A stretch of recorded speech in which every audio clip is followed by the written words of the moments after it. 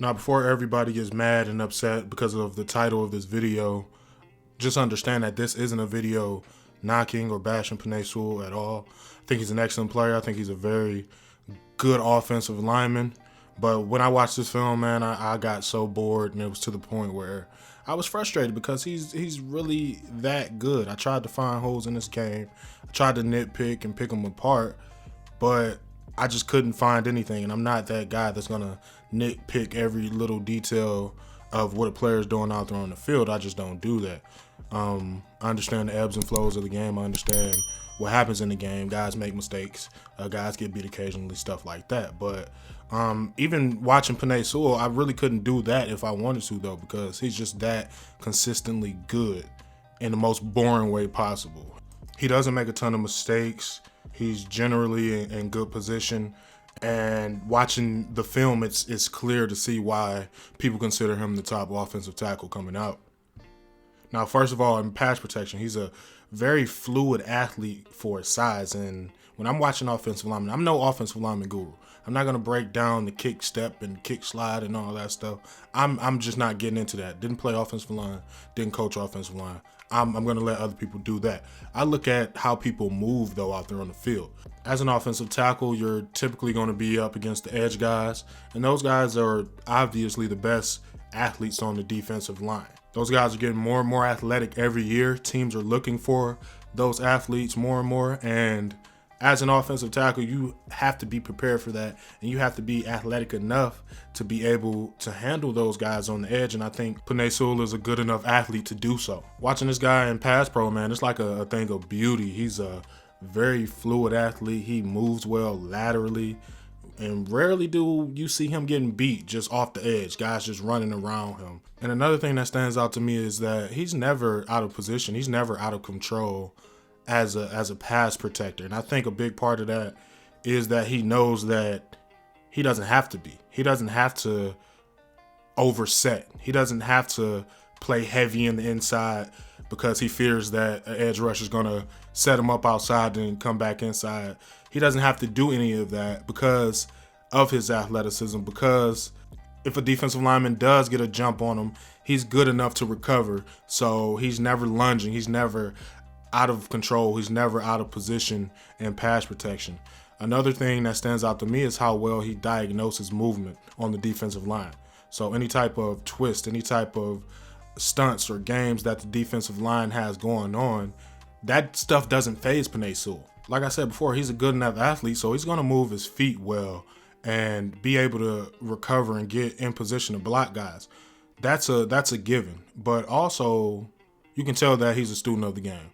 You know, you can tell he watches film. You can tell just by how he reacts to those movements on the defensive line. He's always prepared for it. And that just tells me how intelligent of a player he is, how seriously he takes playing offensive line. Now, that's just my opinion on it. He could be a guy that doesn't watch any film, and he's just that talented. Either way, it looks good on film to me, and it really stands out on film when we're talking about Penei Sewell. Also in pass protection, I think he has a lot of nuance in his technique. And the reason I say that is because there are a lot of plays on film where he's not even necessarily just trying to get hands on a guy and block a guy. He has reps where he's just using what the defensive linemen are giving him and working his technique. So, for example, there's plays where a defensive lineman will come off the edge and they'll try to long arm him, and he'll just knock the arm down, and the next thing you know, that defensive lineman's face mask is in the turf. And Penei Sewell didn't have to put up much effort to block the guy. He just knocked his hands down and used that player's momentum against him. So I think that is really nuanced, really next level stuff. I'm not sure if that's just him doing that or is it the coaching at Oregon. Whatever it is for him doing stuff like that, keep doing it. There's plays where he's attacking weak points, wrists, elbows, shoulders, stuff like that. And like I said, that just makes things a lot easier for him.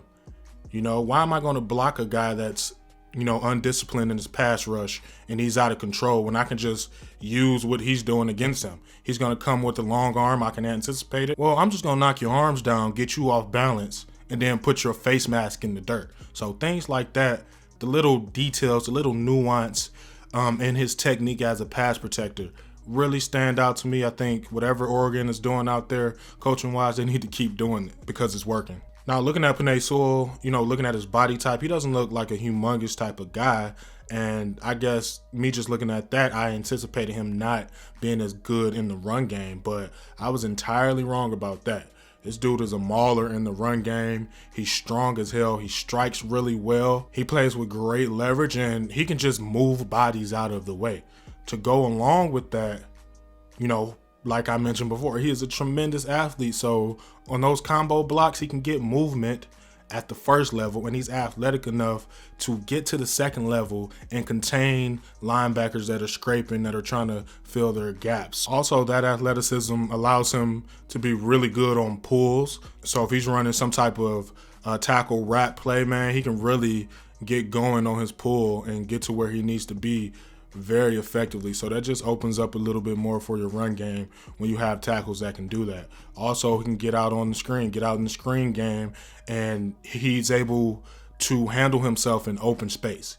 Some linemen get out there in open space on screens and they just look like seals out of water. I mean, I don't even know what that means. I think that's some type of expression. I feel like I've heard that somewhere, but just roll with it. Some guys just aren't athletic and aren't able to operate in open space. Penei Sewell is not that guy. He can get out in the screen game, and once he gets out there and he's one-on-one on an island with the corner out there, he's going to destroy that guy. So you have that element of his game that's really good as well, man. And overall, I just think Penei Sewell, I'll put it to you like this. He's the type of guy that's going to step on the field day one, wherever he goes. He's going to be the starter day one of fall camp, and we won't hear about this guy for the next 10 years, and we're going to look up, and he's going to be like a 10-time Pro Bowler, 10-time All-Pro type player.